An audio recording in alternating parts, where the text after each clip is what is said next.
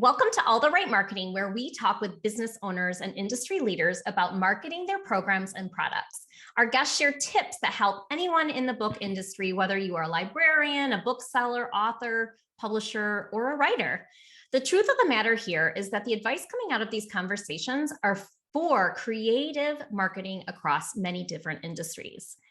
I'm looking forward to today's interview. I have a colleague on with me. Her name is Angela Bole, and she is the Chief Executive Officer of the IBPA Association, which stands for Independent Book Publishers Association, which is the largest book publishing association in the U.S. Amazing. And I am going to disclose that I'm a member.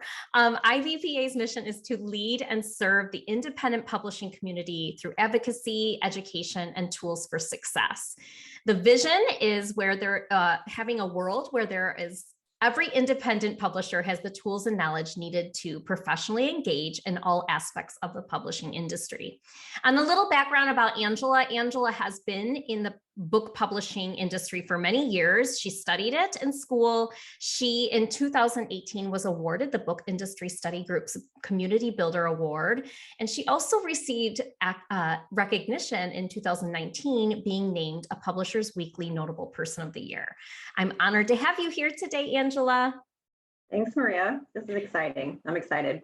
So tell me, let's just jump right in. Tell me a little bit about how you came about to the organization IBPA.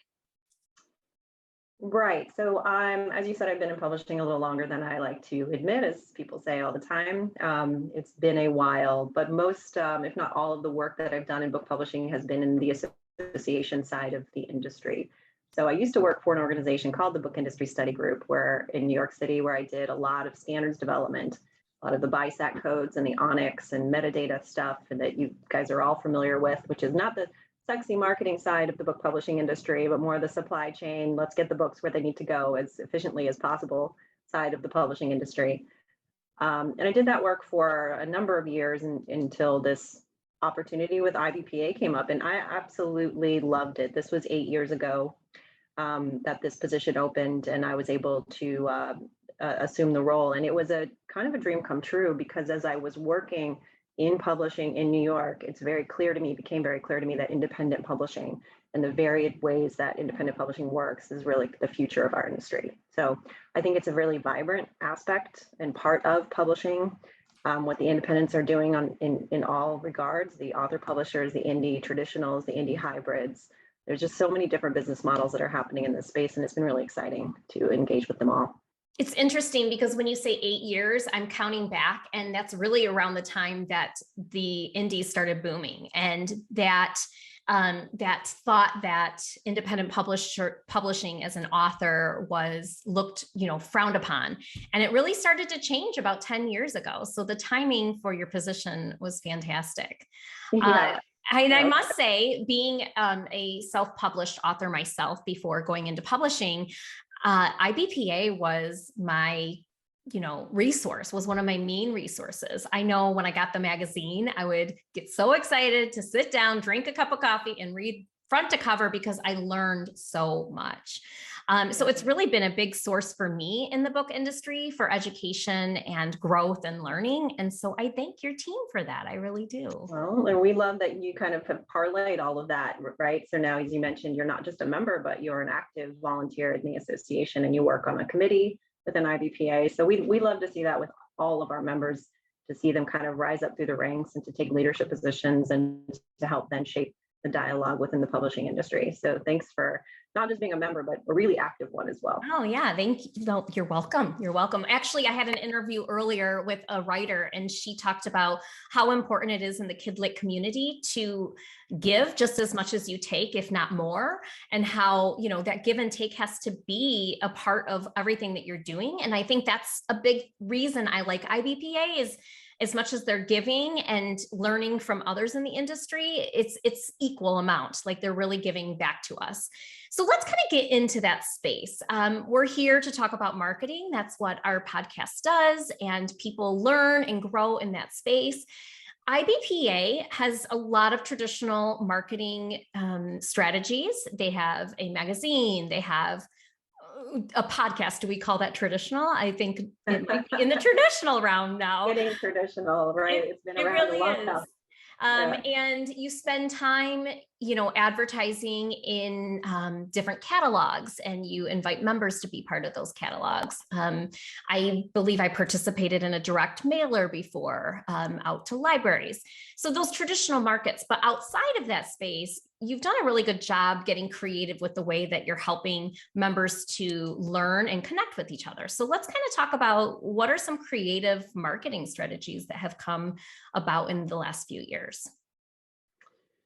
In the creative side, well, those to me feel like two different sides of the same coin, perhaps, in that, IPPA is able to offer a lot of marketing programs both into the trade, which when we say the trade, we're talking about bookstores and libraries, people who are professionals in the industry or locations that are professional in the industry. So we have marketing programs that can go there and share your books and your content with the trade. And we have also programs that will share your content with consumers if you wanted to do more consumer-based marketing. But then we also have on the other side of that coin, it's the other thing you mentioned, which is just how do you connect with other publishers, with other partners that might be able to help you in your business. It's a little bit about not marketing your content as much as marketing yourself and your business and what you're doing and who you are, and making sure that you have the connections in the industry that will be helpful to you, that can really help bring your business to the next level. Because we really want to work with professional publishers that are growing and growing and growing every year.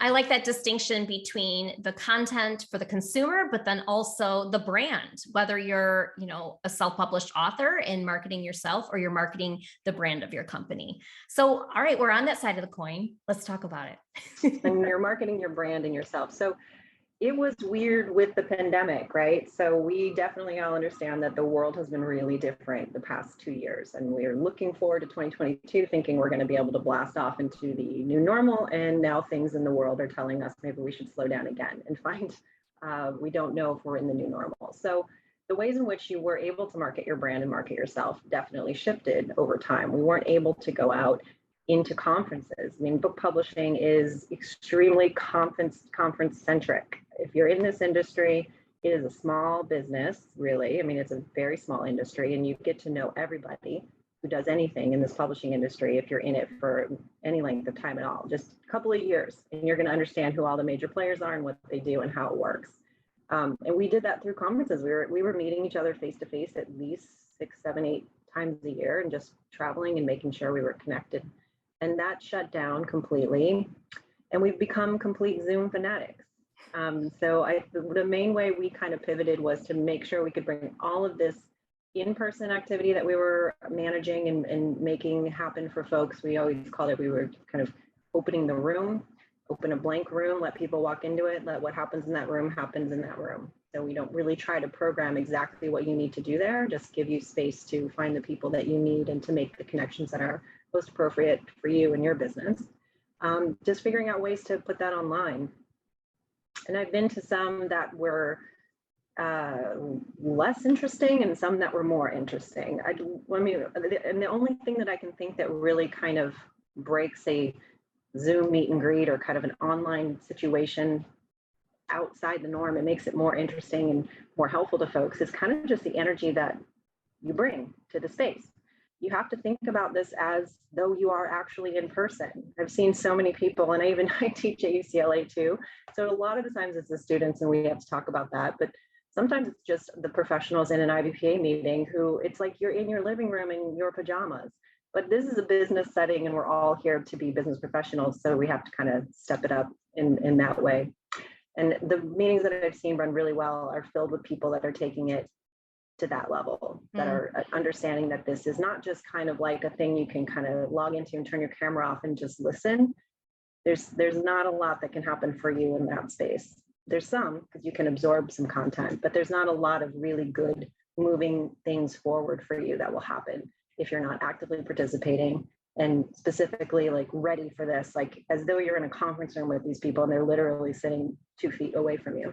Yeah. And let's talk a little bit about that active participation, because Another thing that I really enjoy, and I don't know if this is always the way it's been, as far as your organization, you have your full-time team and employees, but then a lot of those committees are run by members of IBPA, volunteers. And has it always been that way? I think having those volunteers within that space makes a big difference because they're representing the larger group. Yeah, that's a very traditional trade association situation and setup. So I think it's really important for your, I mean you as an independent publisher and any independent publisher that's listening. So your trade association to be represented by you. I mean, you all need to be making the rules and the guidelines and the policies and developing the programs, or at least developing the highest level on the program. Like, we really need more consumer marketing. And then, as staff, we can go in and figure out what is the nitty gritty and how do we kind of put the boots on the ground and make that work. But we do need to know from members where their pain points are and what they need help with. So we run a number of volunteer committees. And when the pandemic started, we started running these roundtables, which I know you participated in, which are just open spaces for members to come and chat with each other, hopefully not in their pajamas. I know I have a thing about pajamas, but I'm just kind of like, what are we doing? What are we doing here? So, so we now have those meetings that happen, and we will keep doing those if we ever find what will become our new normal, and we are all meeting face to face. We will always continue to do these virtual sessions because they do offer, for folks that maybe can't travel for any number of different reasons, opportunity to kind of keep the ball in the game, and keep playing the game with folks, even if they can't really get out in the world. That's another thing when you look at what are the positives that came out of all of this is, if you are an organization, and you want to have members be part of something, it can happen virtually. And in the past, were you, inviting people to come to a boardroom for those meetings, or what did it look like? Yeah. Or, even I remember just a video. I mean, sorry, not a video, but like a phone call. You'd have that conference call thing in the middle of the room, and like just a weird voice would just pop up into the room at some point and be like, excuse me. Like, it's so difficult to really participate in a meaningful way.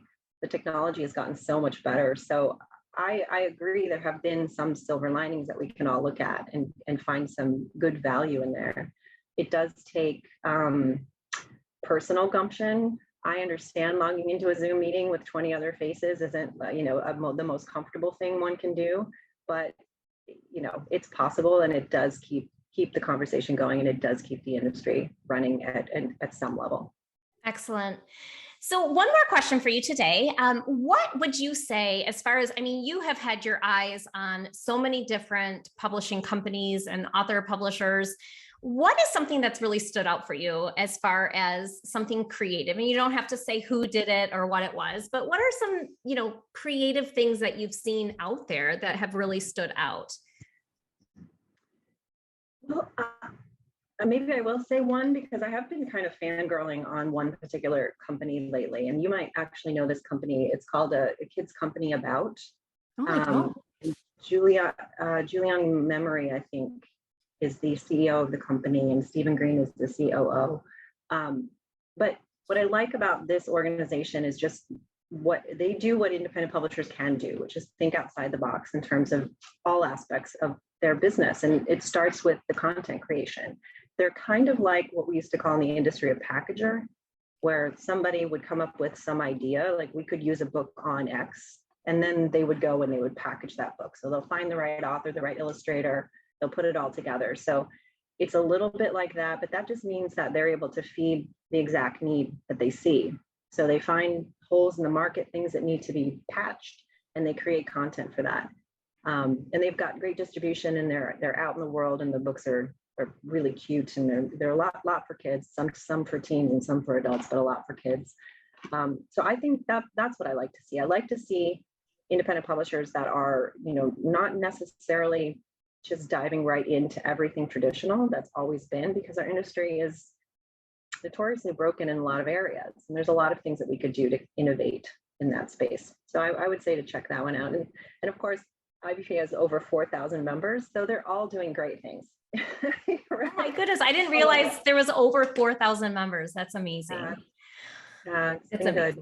Well, we will put links to all of those things that you had mentioned, including IBPA, in the show notes. And I just thank you for your time and for sharing your expertise and being someone in the industry that has, seen a lot, and being able to share with our community and our listeners what is working from your perspective. So thank you very much, Angela. My pleasure. Thanks, Maria. You're welcome. Bye-bye.